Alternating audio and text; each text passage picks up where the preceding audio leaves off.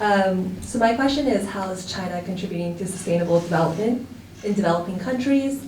And then how does sustainable development in developing countries differ from that in developed countries? That's a very good question. Thank you for asking. I think there's always this imbalance between developed countries, developing countries, in terms of equality in developing, low carbon production, lifestyle in all of the world.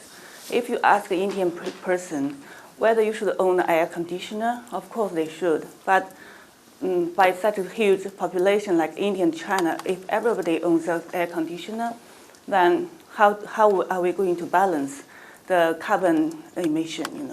So therefore, I think there should be a balance.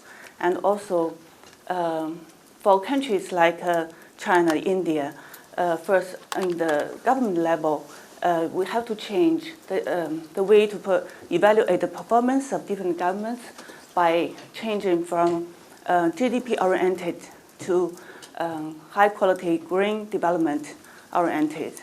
And at the same time, like what the other panelists already said, I think we have to encourage the technological innovation and support it by both government level and private sector level, investment sector level, so that the whole society is supporting the development and also in that direction. And thirdly, I think it's also important to raise the awareness of the people. The young people are the key manpower and key forces in driving to that change. And for the developed countries, they've been, I think, since last century, maybe in the 19th century, they've started the industrialization process. And then after more than 150 years, they've developed to, take the US example, they reached carbon peak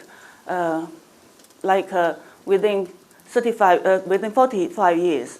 And China planned to achieve that goal with 35 years. So I think that's already a big effort from China. And also, I think the developed countries need to support the developing country more. During the Paris Accord, the developed countries has made a commitment to support $100 billion to the developing countries, but they haven't kept the commitment. So I think there need to be more responsibilities taken by the developed countries to help the developing countries.